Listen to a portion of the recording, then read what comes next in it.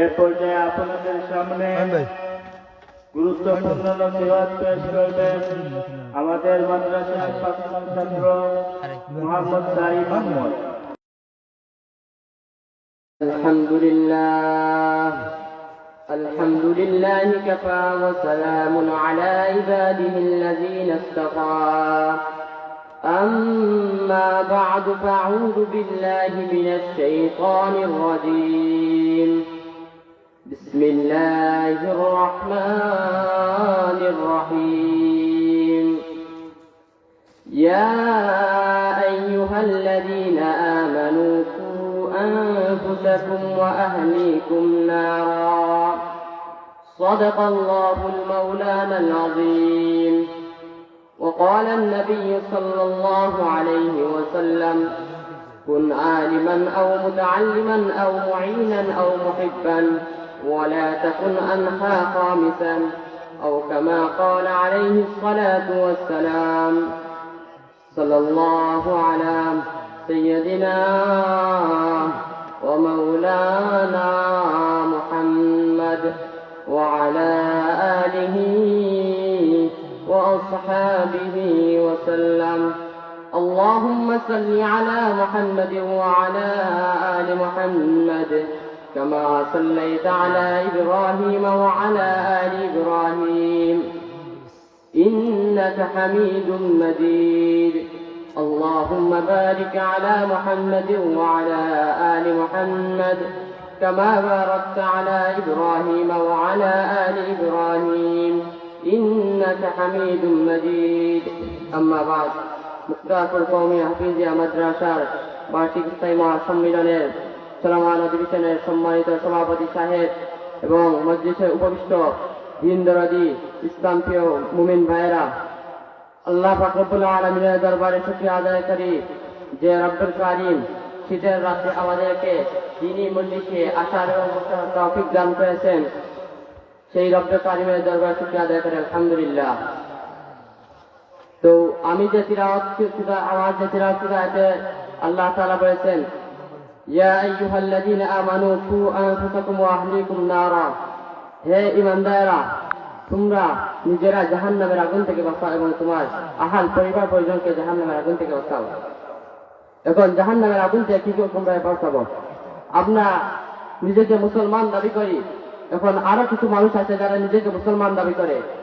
আমরা বলি আমাদের আল্লাহ হলেন, যিনি হলেন আরশে আজিমের মালিক এবং নবী হলেন শেষ নবী মুহাম্মদুর রাসূলুল্লাহ সাল্লাল্লাহু আলাইহি ওয়াসাল্লাম। কিছু লোক নিজেদেরকে মুসলমান দাবি করে কিন্তু তারা আল্লাহকে আল্লাহ মানে, কিন্তু আমার নবীকে শেষ নবী মানে না, তারা মানে গোলাম আহমদ কাদিয়ানীকে নবী। কথা হলো নবী হতে হলে অনেক যোগ্যতা লাগে যা গোলাম আহমদ কাদিয়ানীর মধ্যে নাই। প্রথমত যিনি নবী হবেন তিনি হবেন সেই যুগের মধ্যে সবচেয়ে বড় জ্ঞানী।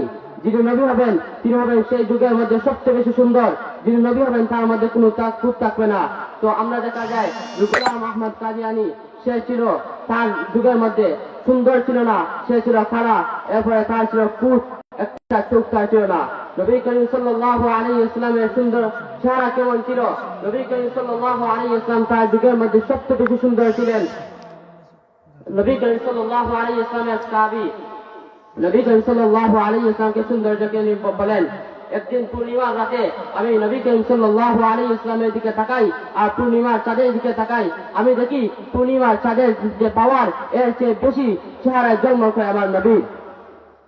আয়েশা সিদ্দিকা রাদিয়াল্লাহু তাআলা আনহা বলেন, আমার জগৎবাসীর একটি সূর্য আছে এবং আমার একটি সূর্য আছে। জগৎবাসীর সূর্য উদিত হয় ফজরের পরে আর আমার সূর্য উদিত হয় এশার পরে, কিন্তু জগৎবাসীদের সূর্য থেকে আমার সূর্যের আলো বেশি। একবার হযরত আয়েশা সিদ্দিকা রাদিয়াল্লাহু তাআলা আনহা ঘরের মধ্যে একটি জিনিস শুকাচ্ছিলেন অন্ধকারের মধ্যে, তখন তিনি ভাবলেন হুজুর সাল্লাল্লাহু আলাইহি ওয়াসাল্লাম যখন আসেন তার চেহারা আলো দ্বারা আমি সেটা খুঁজে বের করবো। তো গোলাম আহমদ কাদিয়ানী সে যখন নবী দাবি করলো তখন তৎকালীন সময় একজন আল্লাহওয়ালা ছিলেন যার নাম ছিল শাহ আতাউল্লাহ বুখারী। তিনি গেলেন যে দেখি আমাদের যে নবী এসেছেন নয়া নবী তাকে দেখতে যাই। যাওয়ার পরে বললেন, তুমি যে নবী হয়ে তোমার আমার কাছে দলিল কি? সে বলে, দলিল কিছু নাই, আমার কাছে একটু দলিল আছে যে কুরআনে আছে, ও নবী তুমি শেষ নবী নয়, তোমার পরে একজন নবী আসবেন যার নাম আহমদ।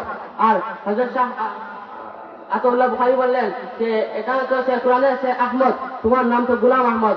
বলে আমি আমার মা বাবার আছে, আমার নাম গোলাম আহমদ, আমি আজ থেকে তোমাকে সাক্ষী রেখে আমার নাম গোলাম কেটে দিলাম, আমার নাম আহমদ, আমি শেষ নবী।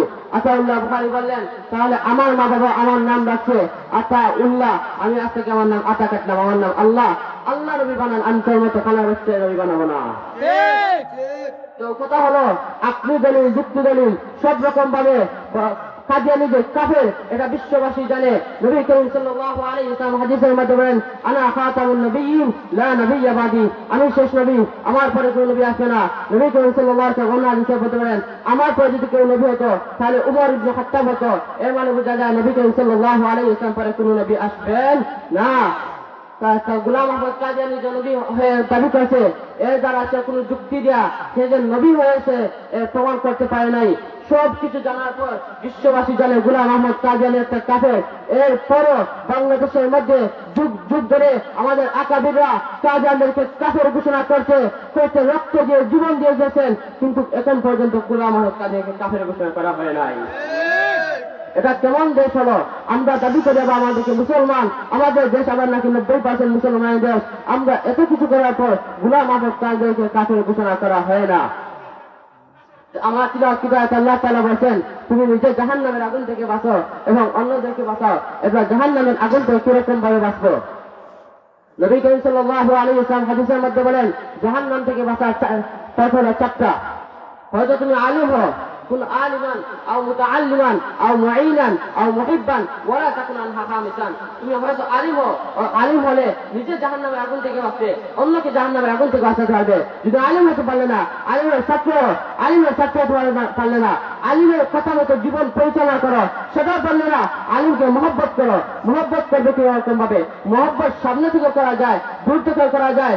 যেমন নবী করিম সাল্লাল্লাহু আলাইহি ওয়াসাল্লাম ছিলেন মদিনায় আর ওয়াজ করে ছিলেন বহুত দূরে। তিনি নবী করিম সাল্লাল্লাহু আলাইহি ওয়াসাল্লামের উহুদের ময়দানে দাঁত পড়ে গেছে শুনে তিনি সব দাঁত ফেলে দিলেন। এর দ্বারা হলো মহব্বত করা অনেক সিস্টেম আছে। তো প্রথম পরীক্ষা আমরা আলেম হব, অথবা আলেমের ছাত্র হব, অথবা আলেমের মতো জীবন পরিচালনা করব, অথবা আলেমকে মহব্বত করব। আল্লাহ তাআলা আমাদেরকে এই চার দলের মধ্যে অন্তর্ভুক্ত হওয়ার তৌফিক দান করুন। আমিন। আখিরু দাওয়ানা আলহামদুলিল্লাহি রাব্বিল আলামিন। আরে তখনই মখলিস